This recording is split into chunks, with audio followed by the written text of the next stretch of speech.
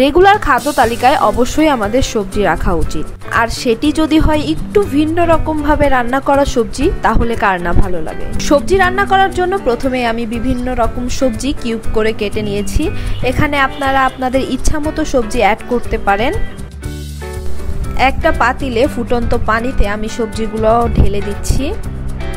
দিয়ে দিচ্ছি হাফ চামচ পরিমাণ হলুদ গুঁড়ো, হাফ চামচ পরিমাণ লবণ।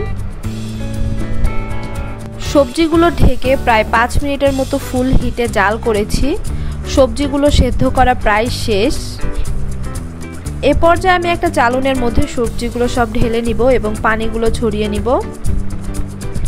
সবজিগুলো ঢালার পরে একটি পাতিলে খুব সামান্য পরিমাণ সাদা তেল দিচ্ছি। দিয়ে দিচ্ছি হাফ চামচ পরিমাণ পাঁচফোড়ন, দিয়ে দিচ্ছি 4 চামচ পরিমাণ পেঁয়াজ কুচি, দিয়ে দিচ্ছি একটা তেজপাতা, 4টা মরিচ, একটু রসুন কুচি। মশলাগুলো লো হিটে কিছুক্ষণ কষিয়ে নিব। কষানো হয়ে গেলে এখানে দিয়ে দিচ্ছি একটুখানি সরিষার তেল। আপনারা চাইলে সরিষার তেলের পরিবর্তে অলিভ অয়েল ব্যবহার করতে পারেন।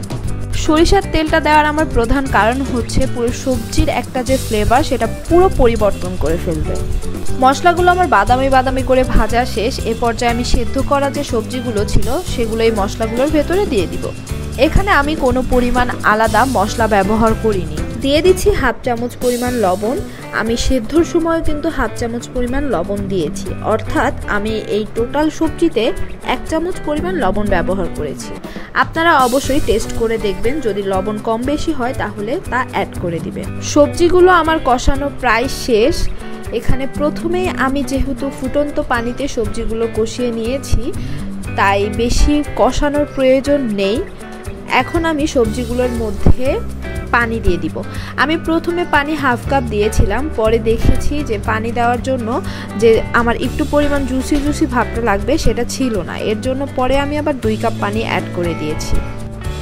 এখন আমি ফুল হিটে সবজিগুলো জাল করব কিছুক্ষণ, আর আপনারা বারবার সবজিগুলো ঢেকে নিচে নেড়ে দিবেন, কারণ হচ্ছে যদি সবজি একটুখানি নিচে লেগে যায় তাহলে পুরো সবজির স্বাদটাই চেঞ্জ হয়ে যাবে। সবজির পানি কমে এসেছে। এ পর্যায়ে আমি দিয়ে দিচ্ছি 1 চামচ পরিমাণ সরিষা গুঁড়ো। আমি প্রথমে সরিষাগুলো হালকা আঁচে ভেজে নিয়েছি, তারপরে গুঁড়া করে নিয়েছি। এই সরিষা গুঁড়োটা একদম পুরো সবজির স্বাদ একদম পরিবর্তন করে ফেলবে। দিয়ে দিচ্ছি 2 চামচ পরিমাণ ঘি।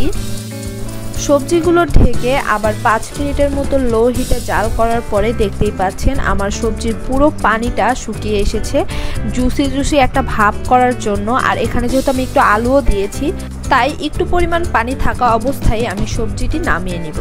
খুবই সুস্বাদু ভিন্ন স্বাদের একটি সবজি। আপনারা অবশ্যই বাসায় ট্রাই করবেন, আর কেমন হলো তা অবশ্যই আমাকে কমেন্ট বক্সে জানাবেন। আশা করি সম্পূর্ণ ভিডিওটি আপনাদের ভালো লেগেছে। ভিডিওটি ভালো লাগলে অবশ্যই আমার চ্যানেলটি সাবস্ক্রাইব করবেন এবং আমার পাশে থাকবেন। থ্যাংক ইউ সবাইকে।